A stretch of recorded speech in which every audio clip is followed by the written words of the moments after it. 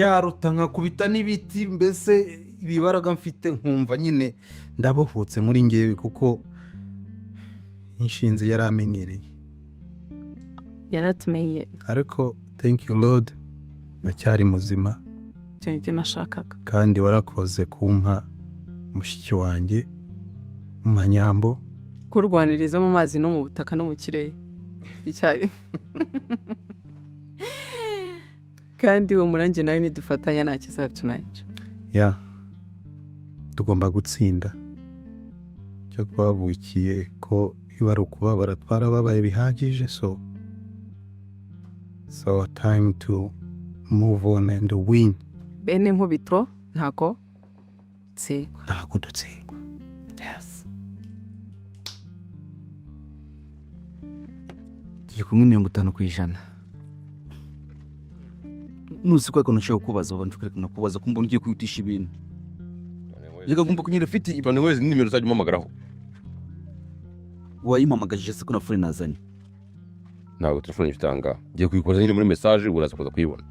Kandi iriya yanjye tsanzwe ugenda utisiba unaboroke. None se basubirika niba ntagiye kiri byafata kuri se pass datinde nkajya muri Kenya cyangwa Uganda. Nkava mu gihugu niba bikagira inzira. Ugira ubwenge.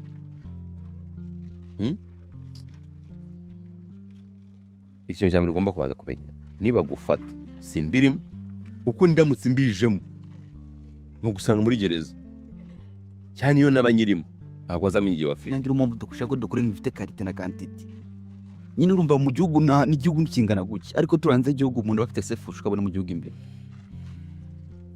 buno we mufite n'amafaranga mugira uko mubigira fast umuntu agatabona ko kwangombwa caho kuko nk'akanyuna kibagirana burundu hano mu gihugu nta sefu naba mfite nacyo naje mbikugiremo ubwo ntarenze iminsi 3 uwavuyana tayari ibyo nabyo mbona ko kumba ntekanye ntari mu gihugu kurangi sinshaka gufunga ndicyari muto nyine aka umusirikare ukomeye cyane kandi iryo banga niryo ryahinduye byinshi mu buzima bwe.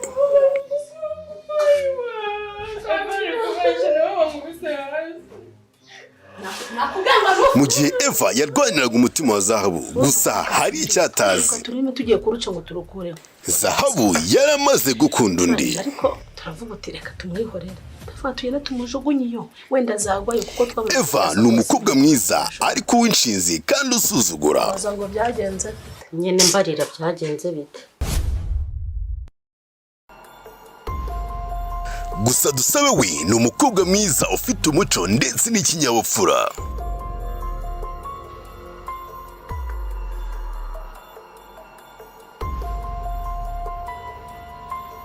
Hagati ya Zahabu na Dusabe urukundo rutangiye kuvuka, urwango rutangiye kwiyongera ndetse n'amabanga atangiye gusohoka. Ese Eva azabasha kwakira ko Zahabu atakiruwe cyangwa ese bizagenda gute? Urukundo rwa Zahabu na Dusabe ruzarokoka? Ese Mama Eva azemera kwakira ukuri? Filimi ni Yari Wowe series izagisha kuri Mama Eva Films, ukore subscribe itazagucika.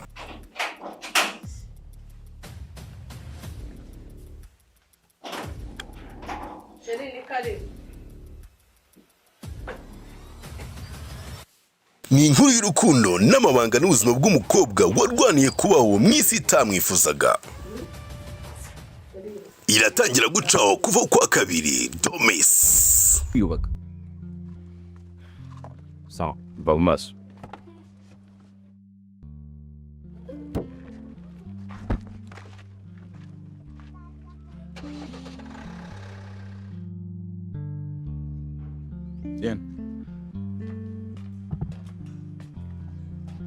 Uri ikice?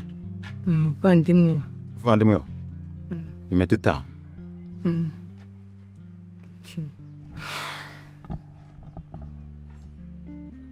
Niki kutavuga. Cyangwa wavuga iki mwana?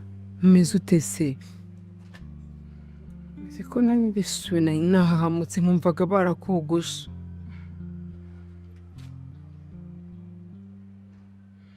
Koliniti. It's okay. None sumeze uti? Ako nyine nuko none se ameze gute? Meze bite se hanze? Meze neza. Ubusegereza wahimenya.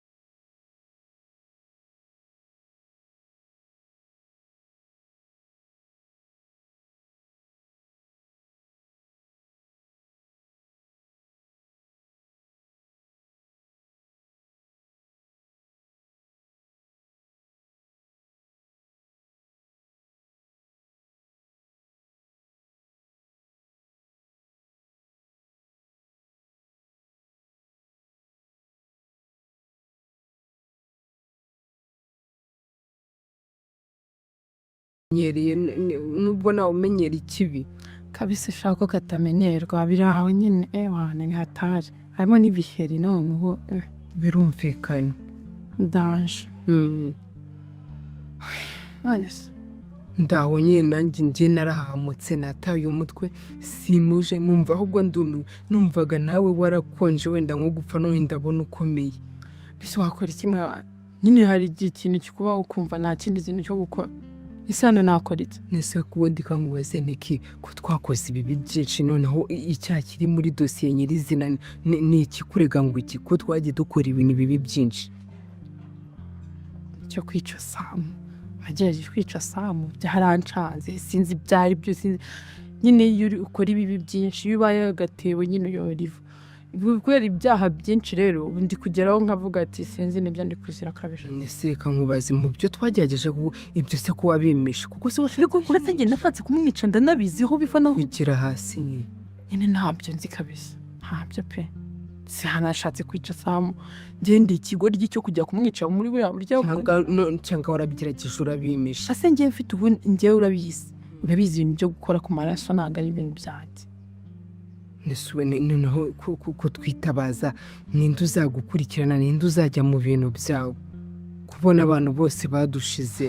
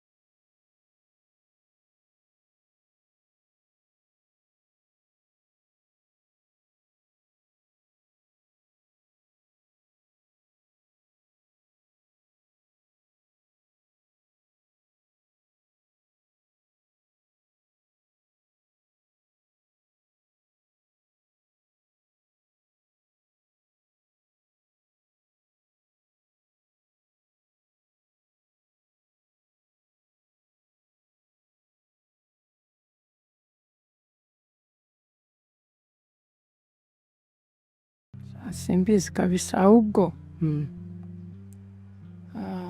ejo sizagaruka konde ndakora iki kindi nzajya mva mu kazi biremewe se ko umuntu agusura buri munsi ko baduhaye iminota 5 nyine ko bataramwatira nyine simbizi ntabwo birajya mu rukiko muri parike ubwo urumva konsura biba bishoboka kuko hari igihe unzaniye ibintu hari ibintu ushaka ko nzaniye amashuka biremewe kuyazana amashuka aremewe n'iki kindi mbwira ibintu byose byemewe hano wumva wakenera mu gihe bataragufungura mu gihe tutaramenya ibyaha byunza rega nta kindi kintu bemera ni amashuka nyine ko kwiyorosa barabyumva imyenda wenda ibyo kujya ntago babyemera ahubwo amazi wenda amazi yo barayemera ariko nyine bisaba kutereta fande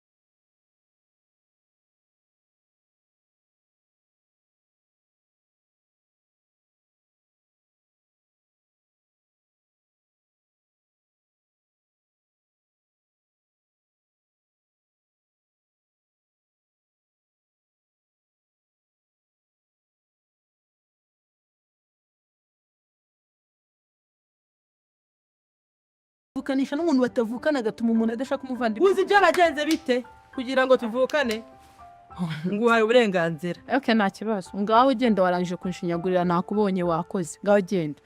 Nzaguhagama ariko nawe ubimenye.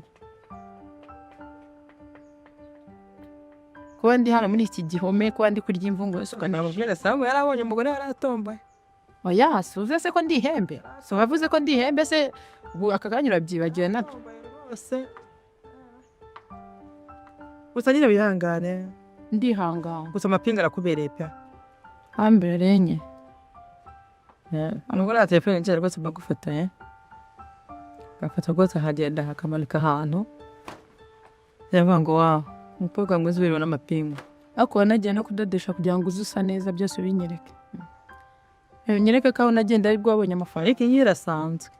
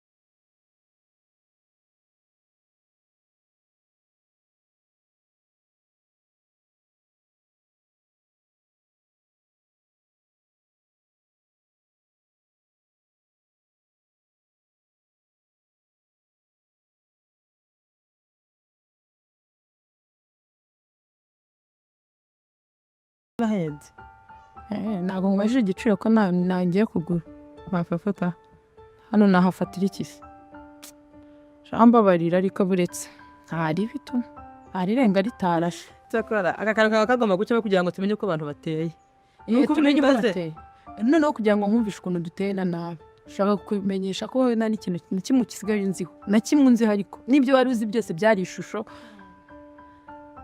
ariko ntacyo ejo saa mukazansura nzamuha ukuri kose nzamubwira byose byawe uzi mfite mu mutwe wanjye byose n'inzozi narose kuri wowe nzabivuga ejo azaza nzamubwira kira kenshi nikande kure mvuga ki ndagusebye ntacyo ndenzaho